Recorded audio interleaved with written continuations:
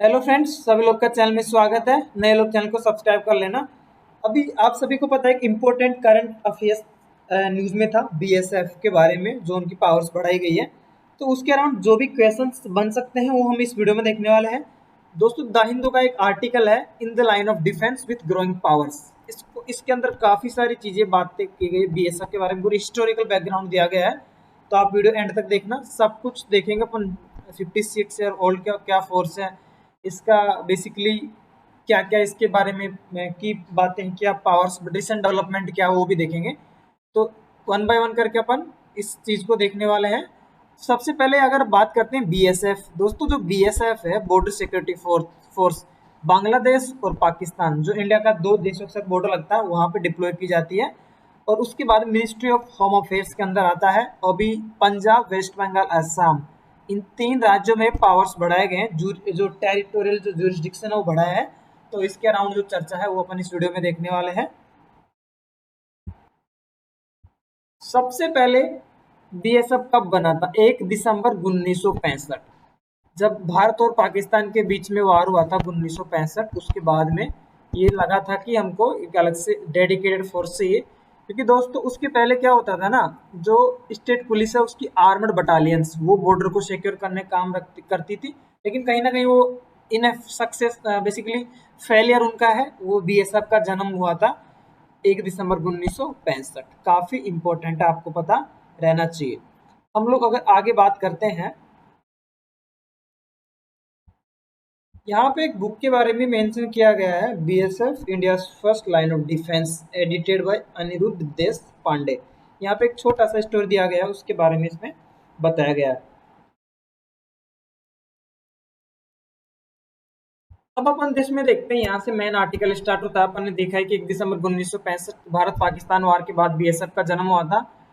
और उसके पहले जो है स्टेट पुलिस की जो आर्मड बटालियंस है वो बॉर्डर्स को सिक्योर करती थी। उस टाइम जो है प्राइम मिनिस्टर लाल बहादुर शास्त्री, पूछ सकते हैं ऐसे क्वेश्चंस।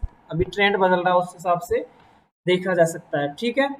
और अगर बात करते हैं फर्स्ट डायरेक्टर जनरल की, जो हेड होता है इस एजेंसी का, होता के एफ रुस्तम जी। पूछ सकता है ऐसे क्वेश्चंस। पहले डायरेक्टर जनरल कौन थे इसके बीएसएफ के एफ रुस्तम जी। उसके बाद में हम लोग आगे चलते हैं।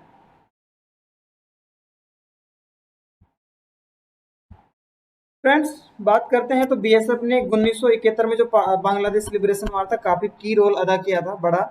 उसके बाद में जो बीएसएफ है, बांग्लादेश भारत का जो बॉर्डर है 4096 किलोमीटर, और पाकिस्तान इंडिया का 3323 किलोमीटर, इसके अंदर सिक्योरिटी प्रोवाइड करती है। उसकी एमएचए के अंदर आता है। उसके अलावा इसकी ऑपरेशनल लिमिट्स पंजाब, वेस्ट बंगाल, असम में बढ़ा के 50 किलोमीटर की गई है।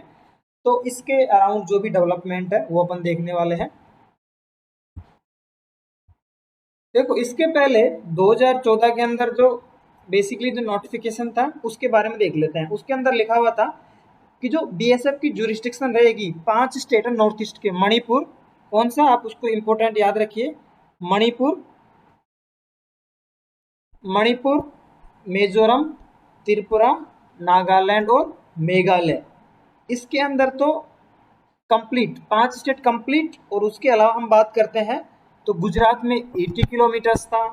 और उसके बाद में राजस्थान में 50 किलोमीटर्स। और उसके बाद में हम लोग बात करते हैं पंजाब, वेस्ट बंगाल और असम, इनमें था 15 किलोमीटर। ये था 2014 का नोटिफिकेशन। तो इसको चेंज करके अभी क्या किया, बेसिकली अभी इन्होंने चेंज करके इस 80 को तो 50 बना दिया गुजरात में। और इसमें जो 3 राज्यों में 15 था, इसको बना दिया 50। राजस्थान में सेम टू सेम ये चेंज किया। बेसिकली जो टेरिटोरियल जो जुरिस्डिक्शन है वो ये चेंज किया, बीएसएफ का जुरिस्डिक्शन। तो ये डेवलपमेंट है, आपको पता रहना चाहिए। इसके अलावा जो हम आगे देखो, बीएसएफ एक्ट 1968 उसके तहत पावर मिलती है। तो जो स्टेट गवर्नमेंट है उन्होंने बोला कि फेडरलिज्म के ऊपर अटैक अटैक माना गया इसमें। और अगर 7th शेड्यूल में बात करते हैं हम इंडिया के, तो वहाँ पे पुलिसिंग जो है बेसिकली एक स्टेट सब्जेक्ट है, law and order state subject बोला है। तो स्टेट गवर्नमेंट्स बोल रही है कि इस तरीके का जो पावर दिया गया है, इस पुलिस की जो पावर है उसके ऊपर कहीं ना कहीं एक कब्जा जमाया जा रहा है।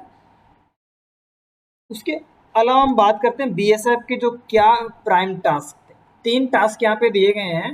पहला, promote a sense of security among the people living in the border areas, ठीक है। दूसरा था prevent trans border crimes, unauthorise entry into और exit from the territory of India.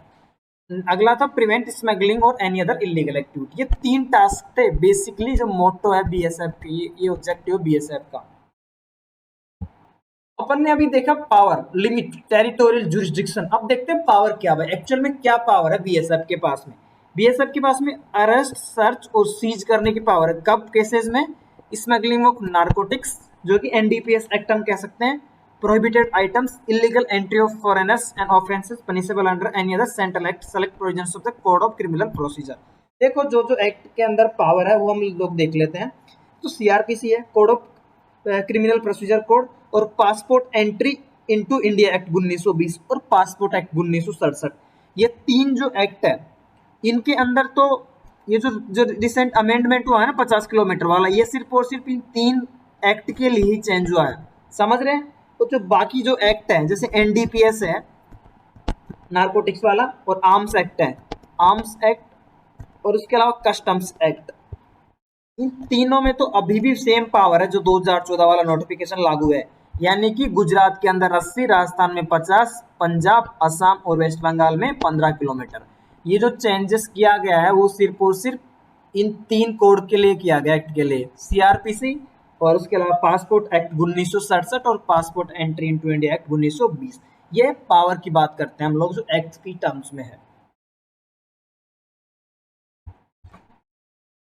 और अगर बात करते हैं तो बीएसएफ के पास कोई पोलिसिंग पावर्स नहीं है, ठीक है ना। ये प्रिलिमिनरी क्वेश्चनिंग सीज कर सकता है कॉन्साइनमेंट सस्पेक्टेड पर्सन को, और विद इन 24 घंटे में ही पुलिस को देना पड़ता है, समझ रहे हैं आप, इंपोर्टेंट चीज के अंदर।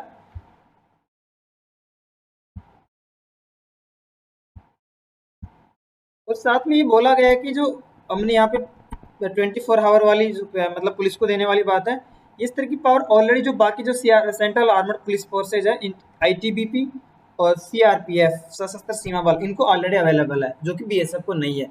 अगर आईटीबीपी की बात करें तो चाइना के अलोंग जो बॉर्डर उसको प्रोटेक्ट करने के लिए एसएसबी, भूटान और नेपाल बॉर्डर।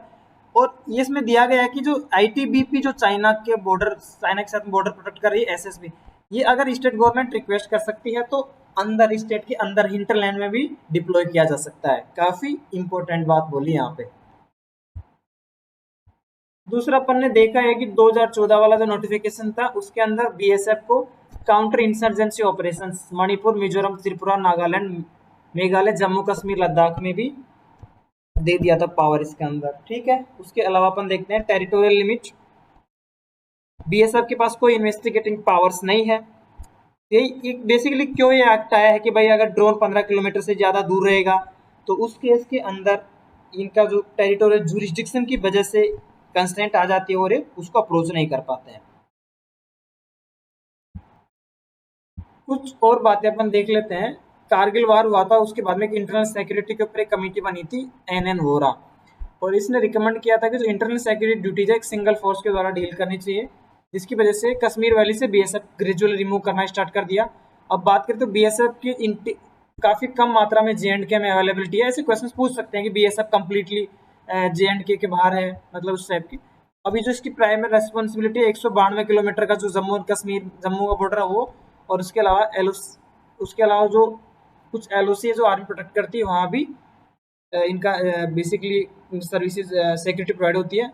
लेकिन कुछ प्रॉब्लम्स भी, सिविलियन किलिंग्स के भी अलग एलिगेशंस हैं, ह्यूमन राइट वायलेशंस बीएसएफ, तो इसलिए बेसिकली कंसर्न इसका है। ये आप देख सकते हो, इसमें भी साउथ कश्मीर में 43 लोग मारे गए थे उस टाइम। तो आई होप ये जो आर्टिकल है अपन ने डिस्कस किया है बीएसएफ के बारे में, जो पॉइंट्स थे, की पॉइंट मेरे को लग रहे थे जो काम के हैं, वो अपन ने डिस्कस किया है। क्वेश्चन यहाँ से आने की पूरी पूरी उम्मीद है।